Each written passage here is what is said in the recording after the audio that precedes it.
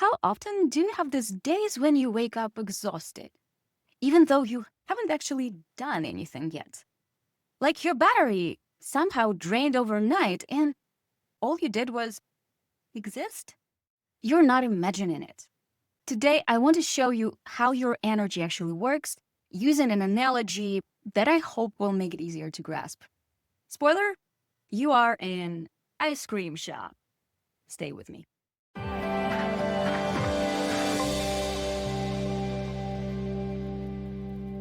Hi, I'm Tamara, a certified master health coach. I help caregivers rebuild their energy and capacity without guilt, pressure, or perfectionism.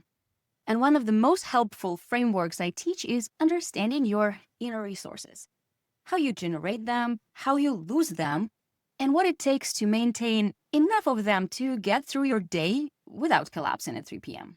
Have you ever felt like an ice cream dispenser? Let me explain. When you go through life, especially if you take care of someone else, you constantly deal with situations that call for different kind of your inner resources.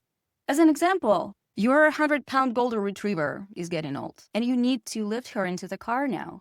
This situation calls for your physical resources. If your child comes from school in tears because her friends kicked her out of their group, you'll need to tap into your emotional resources in order to console her and help her deal with her big emotions.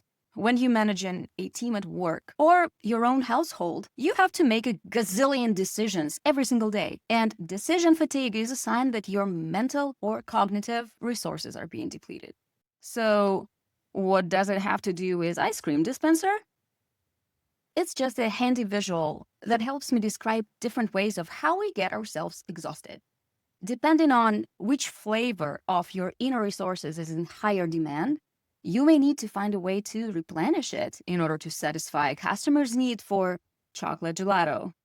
Unfortunately, when it comes to our inner resources, the flavors are even less interchangeable than vanilla and strawberry. For the most part, we can't substitute physical strength for compassion or quick decision making with your ability to run a 5K, meaning that in order to show up in life at your full capacity, you will have to learn where does each resource come from, how is it spent, and what we can do to maintain its level while juggling different life demands. Ice cream has some basic ingredients that are used in every flavor, like cream and sugar, right? Same is true for our inner resources. Things like our health status, our support systems, including social circle, our environment, as well as our habits, are the basic ingredients for resilience.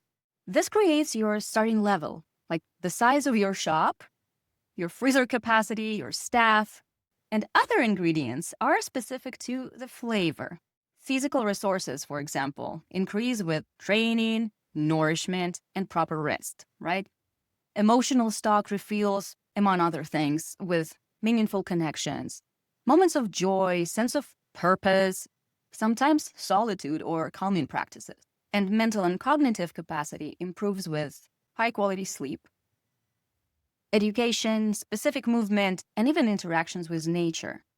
So, where do our resources come from and how do we keep the stock full?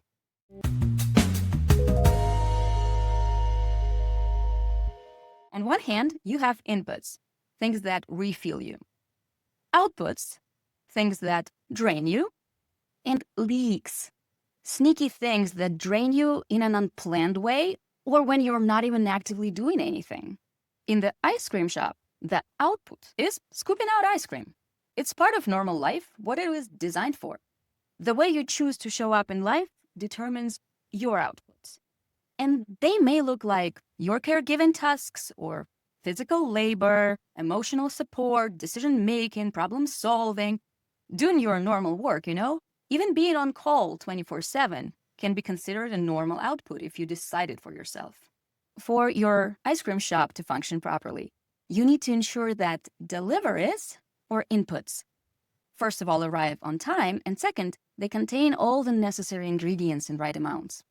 So higher quality and timely deliveries mean fuller tubs.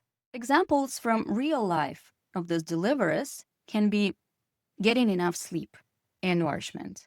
focusing on meaningful social connections, setting up environment and routines that support you, adding some movement that feels good, finding moments of joy and meaning. All of these will restock your ingredients. Balancing outputs and inputs wouldn't be such an issue if not for the rats in the basement, which are the true reason why you wake up depleted before the day even starts. You didn't do anything wrong. You just had something destroy your stock without you noticing. And these rats may look like guilt. It's our favorite. Constant worry and rumination.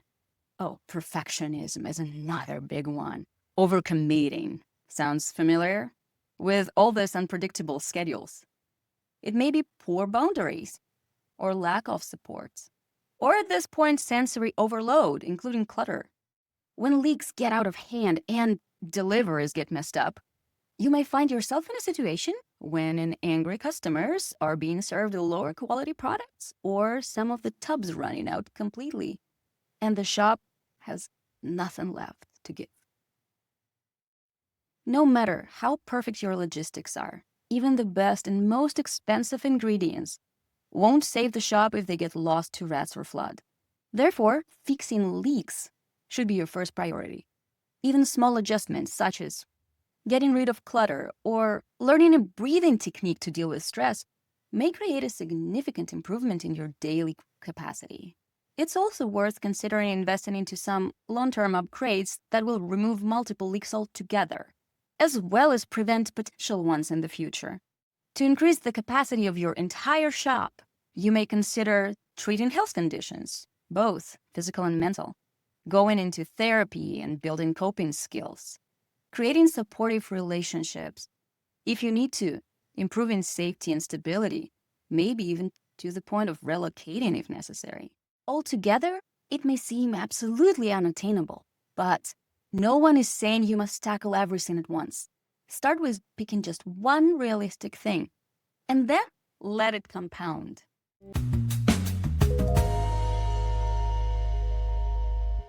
Once the leaks are under control, the next thing is understanding your daily refill window. Because even if you restock your shop on a regular schedule, you still need to refill the tubs during the business hours. And that's why micro breaks matter. I talked a little bit about it in my last video, so check it out to learn what you can do to replenish each of your flavors. And your refills may look like anything from naps to snacks to walks in nature to chats with a friend or therapist, as long as they work for your needs. What I want to mention, though, is that you need to notice when it's time for a refill. Ideally, you want to wake up at 90 or even 100% of your energy and go to bed still having some left, around 40%. And to achieve that, you have to take appropriate breaks. When you estimate your energy level to be somewhere between 40 to 70%, not when you're crushing. This way, you will have resources to not only get through the bulk of the day, but also to enjoy your free time, even if it's only in the evening. And how on earth do you know what is the level of the energy? Well, I have linked my free guide for this in the description that will help you to estimate your energy level throughout the day. So your energy is not random. It's inputs, outputs, and leaks. Once you see where your resources come from and how they drain, you can restock your shop without guilt and without burnout.